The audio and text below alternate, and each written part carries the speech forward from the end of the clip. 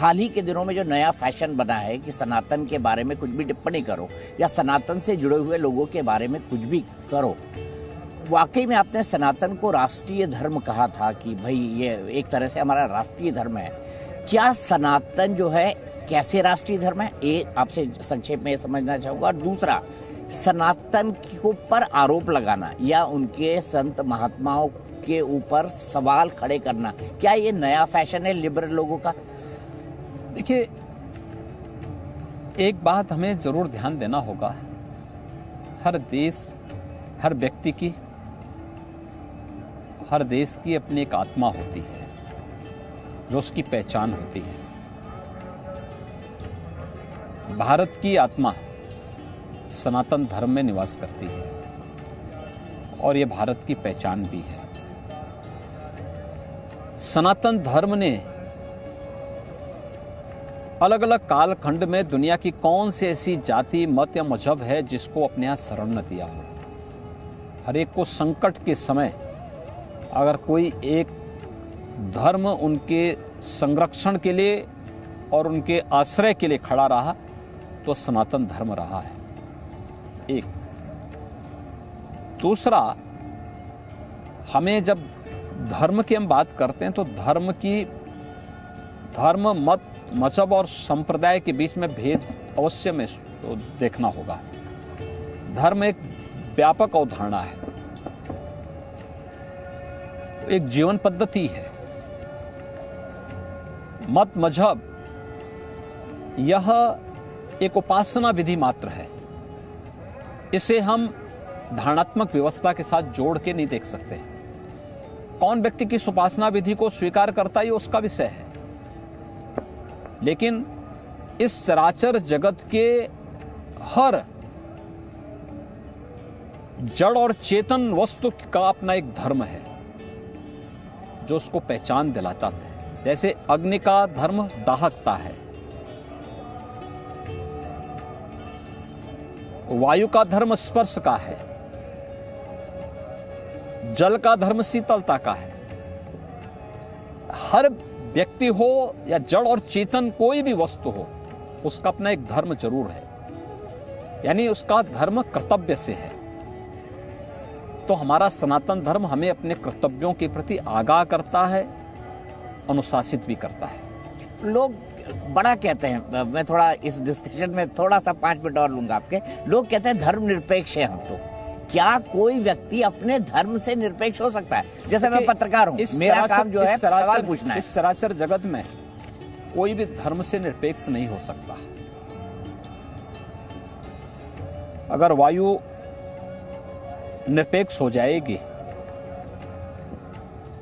क्या हाल होंगे? अग्नि निरपेक्ष हो जाएगी, क्या होगा?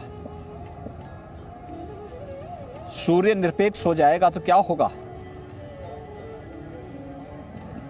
धर्म निरपेक्ष नहीं हो सकता है, शब्द गलत है। पंथ निरपेक्ष हो सकता है।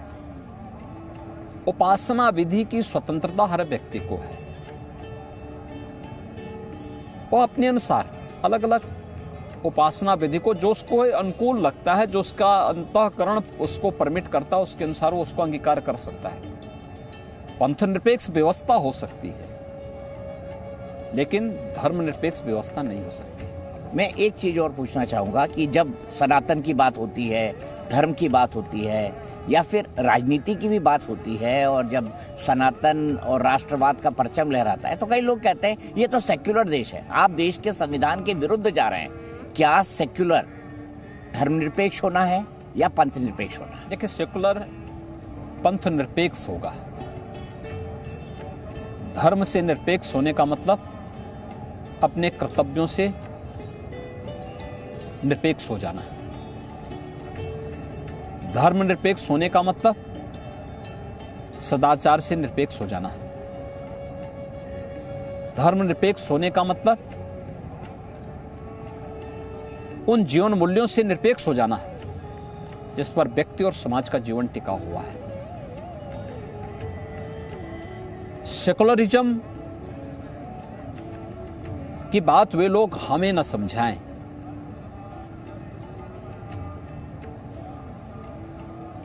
जो वास्तव में इसके मूल सिद्धांत पर स्वयं विश्वास नहीं करते। भारत से बड़ा सेकुलर कौन, जिसने दुनिया के मानवता के संरक्षण की बात भी की हो और उन्हें विपरीत परिस्थितियों में आश्रय भी दिया हो। भारत, जो बार बार इस बात को कहा जाता है ना, सेकुलर है ही इसलिए क्योंकि यहाँ पे सनातन धर्मावलंबियों की संख्या ज्यादा है और हर सनातन धर्मावलंबी इस बात पे विश्वास करता है कि अयम निज परोवेति गणना लघु चेतसाम उदार चरिता नाम तो वसुधैव कुटुंबकम, यानी ये मेरा है, ये पराया है। यह तो संकुचित बुद्धि के लोग करते हैं। उदार चरित्र के लोगों के लिए तो पूरी दुनिया ही एक कुटुंब है और यह सनातन धर्म का सनातन उद्घोष है। तब भी अगर कोई उस पर आक्षेप करता है और उसे कॉम्युनल कहता है तो मुझे लगता है कि लोगों को स्वयं, जो लोग इस प्रकार का आक्षेप करते हैं, इस प्रकार का आरोप लगाते हैं, उन लोगों को अपने बुद्धि पर एक बार विचार करना चाहिए।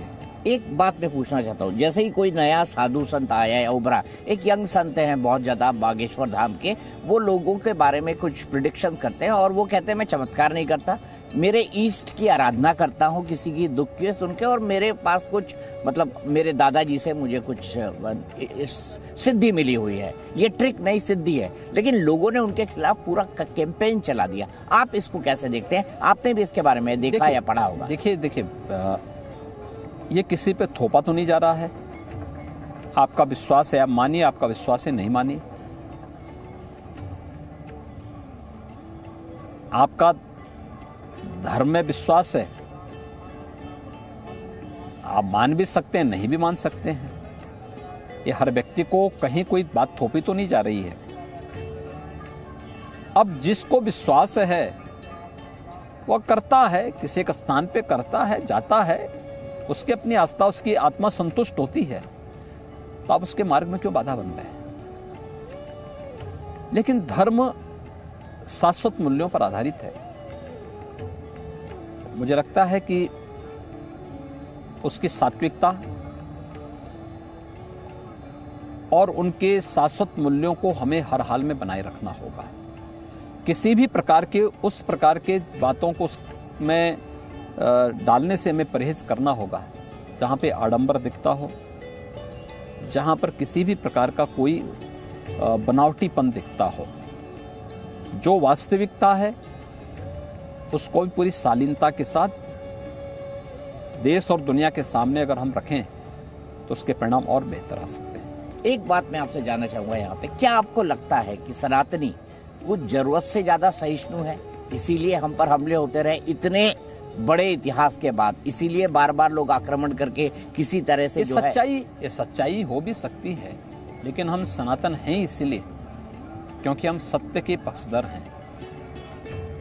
हम इसीलिए शाश्वत हैं भी, बड़ी से बड़ी चुनौती का सामना भी कर सकते हैं और उससे मुक्त होकर के फिर एक नई जीवन यात्रा में आगे बढ़ भी सकते हैं।